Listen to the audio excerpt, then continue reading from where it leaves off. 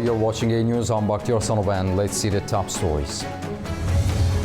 10 people taken to hospital following multiple stabbings on train in Cambridge, 9 left with life-threatening injuries.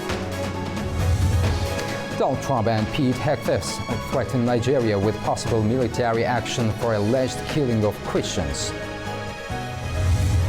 The Grand Egyptian Museum fully opens, completing Giza's new cultural landmark.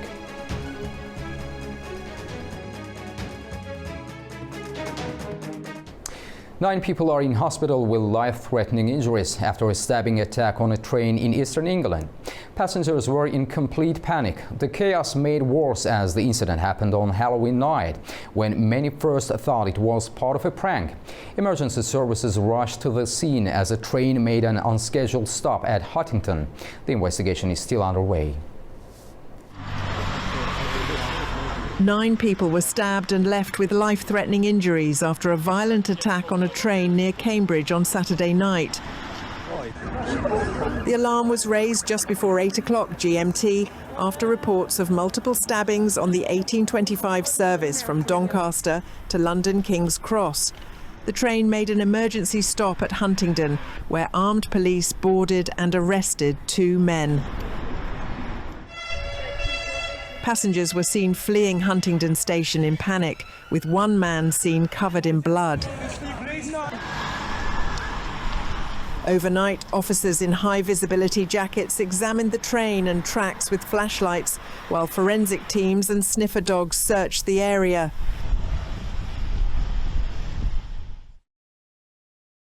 Prime Minister Keir Starmer called it an appalling incident. British Transport Police say counter-terrorism officers are supporting the investigation as they work to establish the full circumstances and motive. Eyewitnesses described moments of panic and disbelief as the attack unfolded on board the train. Passenger Ren Chames said she first thought the commotion was a Halloween prank until she saw a man bleeding heavily and heard people shouting that someone had a knife. So initially I heard some screaming and shouting coming from at least a carriage or 2 down. And then I made eye contact with another passenger diagonal to me. And it was clear that something was going on. We didn't quite know what. And then a minute or so later, a man was running down with a very clear wound, bleeding quite badly on his arm. And I thought it was like some sort of Halloween prank at first. But then he shouting that someone's got a knife, he was stabbed. And then a few more people come running down the train. I saw someone who was very badly injured, lots of blood around them. They were either collapsed or like looking about, they were about to fall over. And people were trying to pass back hoodies and things to pack the wound. Police say inquiries are ongoing and have urged the public to avoid speculation while the investigation continues. U.S. President Donald Trump has warned of possible swift military action in Nigeria, accusing its government of failing to stop attacks on Christians. He said he has directed the Department of Defense to prepare for fast action if Nigeria doesn't act. Defense Secretary Pete Hegseth echoed the warning online, saying Washington will intervene if Abuja fails to protect its Christian citizens, and vowed to target Islamist militants he said were behind the violence. Nigeria's government, in a statement announced on Before the Threats, rejected the criticism, saying it continues to fight extremism and protect all faith. U.S. Defense Secretary Pete Hegseth has arrived in Hanoi for talks with Vietnam's top leadership as Washington looks to deepen defense ties with its former wartime rival. Talks are expected to focus on possible U.S. arms supplies, including C-130 Hercules transport aircraft and S-92 or Chinook helicopters as part of ongoing negotiations on military cooperation. Hegseth is due to meet Communist Party Chief To Lam, President Long Chong, and Defense Minister Pan Wang-yang during the visit. The Philippines and Canada have signed a visiting forces agreement allowing troops to train and operate on each other's soil.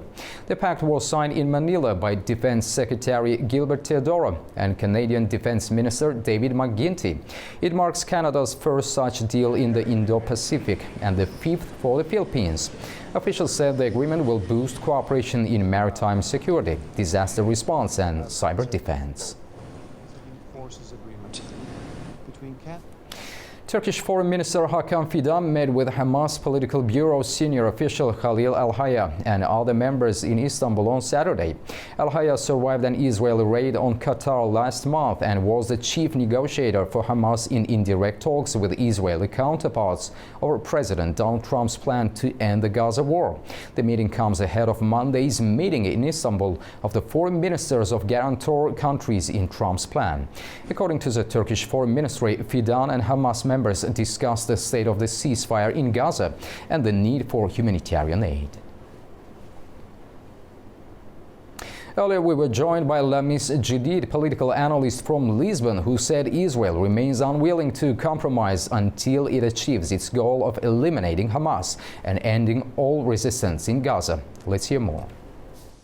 Very interesting question. Yes, I think Israel is not being known to compromise a lot when it comes to its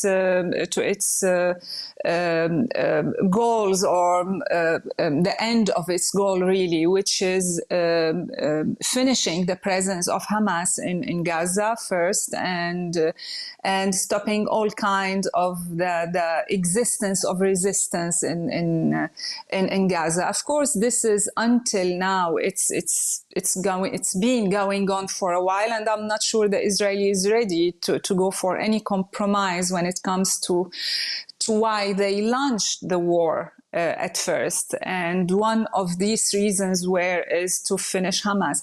So now, are they willing to understand maybe after the presence of other regional powers as the guarantee of peace in Gaza? This is another question, but for the time being, I'm not sure they are going to finish any business if their goal or end goal is not being met. The United Nations Security Council has endorsed autonomy under Moroccan rule as the most realistic solution to the decades-long conflict in Western Sahara. The United Nations Security Council has adopted a U.S. drafted resolution supporting genuine autonomy for Western Sahara under Moroccan sovereignty, describing it as the most feasible solution to one of Africa's longest-running territorial disputes. Western Sahara, a vast desert region once colonized by Spain, has been contested since 1975, when Morocco annexed the territory after Madrid's withdrawal. The Algeria-backed Polisario Front has since fought for an independent state called the Sahrawi Republic, while Morocco insists the area is part of its kingdom.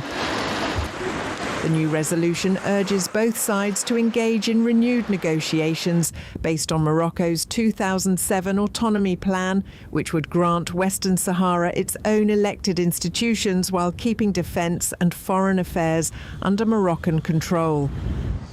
The Polisario Front, however, continues to demand a referendum that includes independence as an option. The text also renews the mandate of the UN peacekeeping mission for another year and calls for a review of its role within 6 months. Russia, China and Pakistan abstained from the vote, while Algeria declined to participate. The remaining 11 members voted in favour. Algeria's ambassador said the decision disregards the voices of people still living under what he described as colonial domination. Brazil is stepping up its push for global action on climate change, urging nations to better support countries most at risk. The appeal comes as the country prepares to host the COP30 Leaders Summit in Belém next week. Brazil is urging greater international cooperation to help vulnerable countries confront climate change. Environment Minister Marina Silva spoke at a press conference ahead of the COP30 Leaders Summit, which begins next week in Belém, where Brazil is also expected to rally support for its forest conservation financing mechanism, following its $1 billion pledge.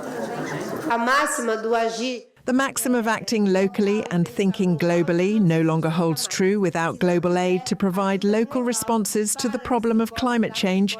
The most vulnerable countries will continue to pay the highest price and the greatest cost. The summit will bring together 143 delegations and 57 heads of state or government, setting the tone for negotiations at the COP30 conference, which runs from November 10th to 21st. As host, Brazil says it remains committed to strengthening multilateralism and advancing the Paris Agreement, which aims to keep the rise in global average temperatures well below 2 degrees Celsius above pre-industrial levels. In Jamaica, the true scale of destruction left by Hurricane Melissa is now emerging. The Category 5 storm, the strongest ever to hit the island, has left at least 28 people dead and thousands homeless.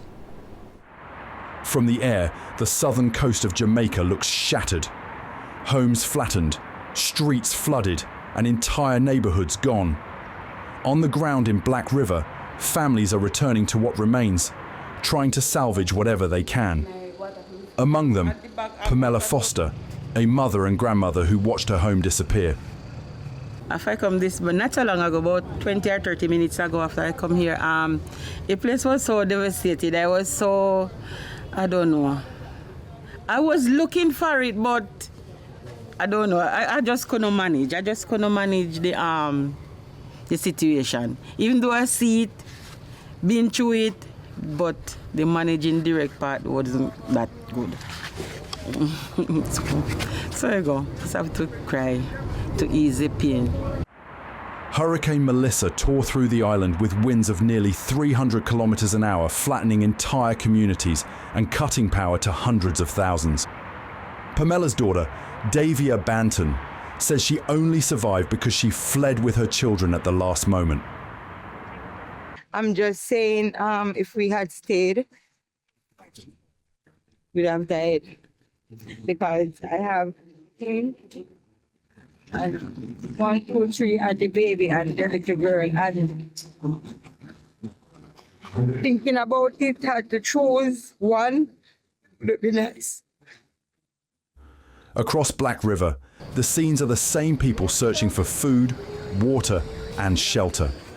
Many homes are gone, and electricity remains out across most of the island. But amid the chaos, Pamela tries to stay strong for her grandchildren. When I get over emotion, I just cry. Just try to cry, but I try to hide it from them. I try to be strong with them, but deep inside I'm crying. I'm really, really crying. But I just hide it. Yes, but just life. We will survive. We will survive. We will survive. Officials say at least 28 people were killed in Jamaica and dozens more in Haiti. Aid agencies are rushing to deliver food and medical supplies to isolated regions as recovery efforts enter their most critical phase. Authorities warn it could take weeks before power and clean water are fully restored. A fire at a discount store in Hermosillo, northern Mexico, has killed at least 23 people and injured a dozen more. The blaze broke out on Saturday during Day of the Dead celebrations. Officials said most victims died from inhaling toxic smoke rather than burns.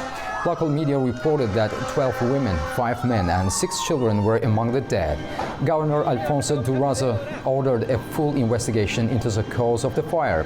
President Claudia Sheinbaum sent condolences and dispatched federal support teams to the city.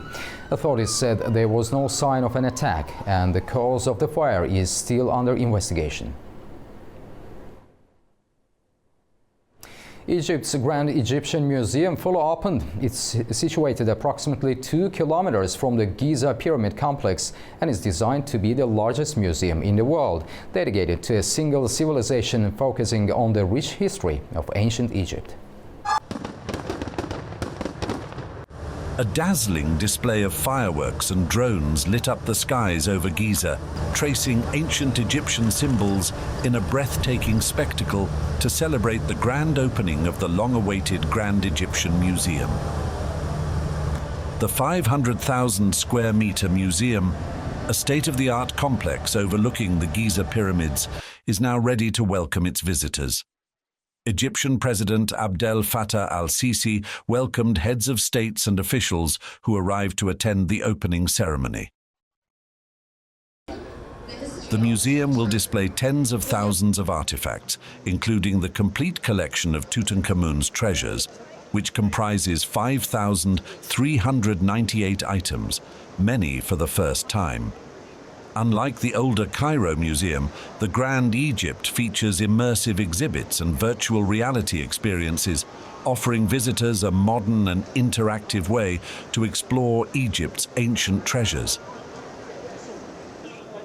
Officials expect the museum alone could attract up to 7 million extra visitors a year, boosting Egypt's total tourism to around 30 million by 2030. Today, as we celebrate together the opening of the Grand Egyptian Museum, we are writing a new chapter in the history of the present and future of this ancient nation, for this is the largest museum in the world dedicated to a single civilization. This achievement, which we're all honored to inaugurate today, is the result of extensive international cooperation with a number of global companies and institutions. We must not forget the great support provided by our friendly nation of Japan for this huge civilizational project. The Grand Egyptian Museum promises to be a landmark destination for anyone interested in ancient Egyptian history and culture, offering a unique opportunity to explore the treasures of one of the world's oldest civilizations.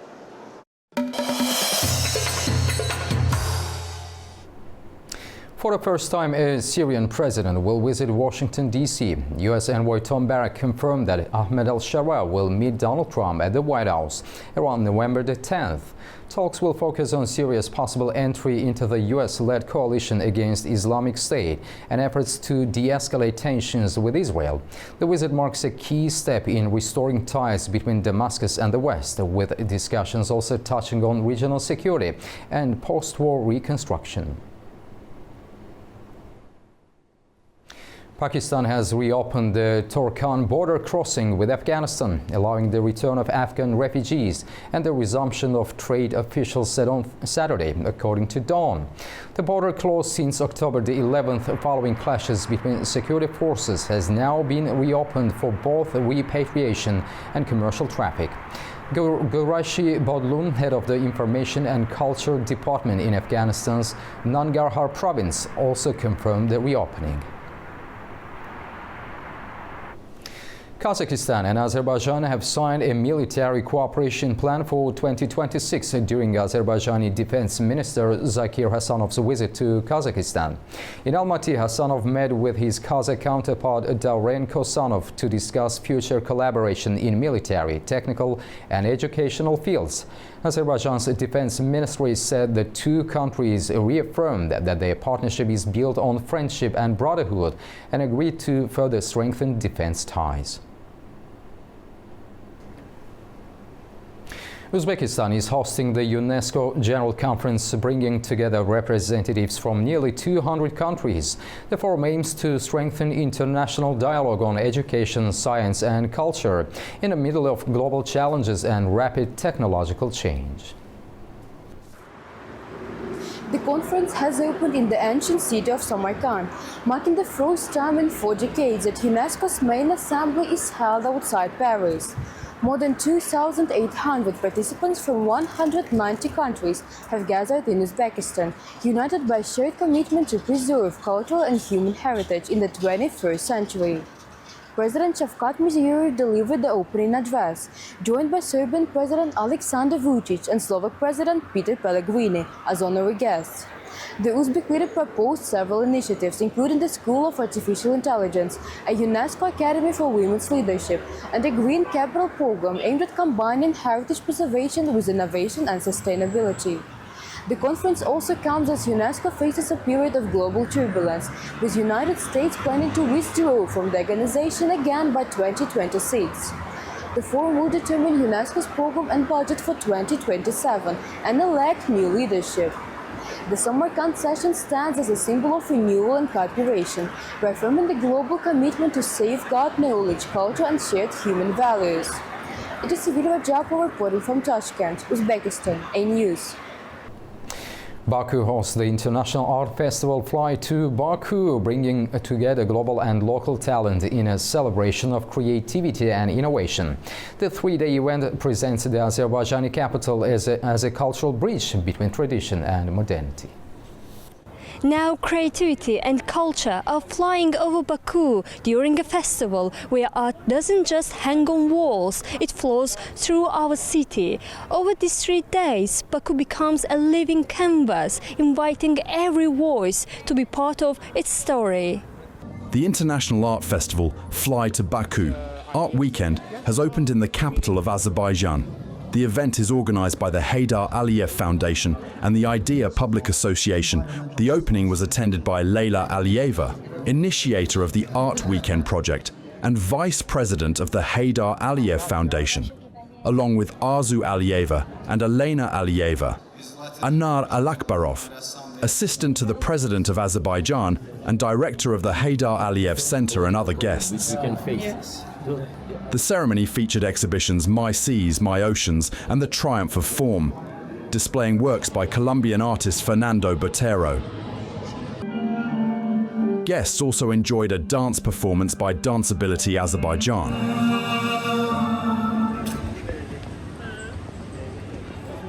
The three-day event highlights the city's role as a meeting point of tradition, modernity and visionary artistic expression.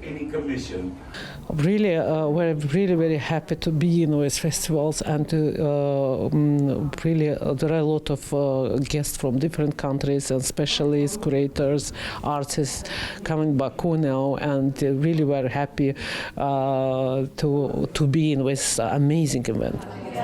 Asma Babayeva said during the event, Baku's famous landmarks host more than 40 programs. These include visual arts, performances, music, poetry, and immersive technology. The programs bring people together to share a common cultural experience. Well, I love how Cherry Shahar especially is being used. I think it's important to bring contemporary art into these older spaces so that they can be in dialogue with one another.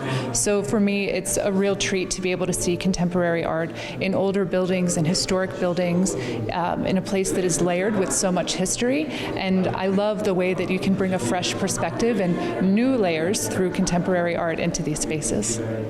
This year's main theme, dedicated to water as a symbol of life, renewal and sustainability, draws attention through the language of art to the ecological challenges facing the world's oceans and seas. The festival aims to inspire reflection on the future of the planet while showcasing the transformative power of creativity. The main theme of the event is water. We explored its connection with Baku, how it relates to memories and social life, and chose fountains as the central motif. Through an open call, 7 artists were selected to bring their ideas to life around these fountains. This is a great opportunity, especially as 4 of the artists are exhibiting for the first time. We hope the event will continue, as it has already drawn strong public interest across the city. Contemporary art often feels distant from society, and many people are not familiar with modern artists. This initiative aims to bridge that gap, helping people connect and giving young artists a platform to express their ideas.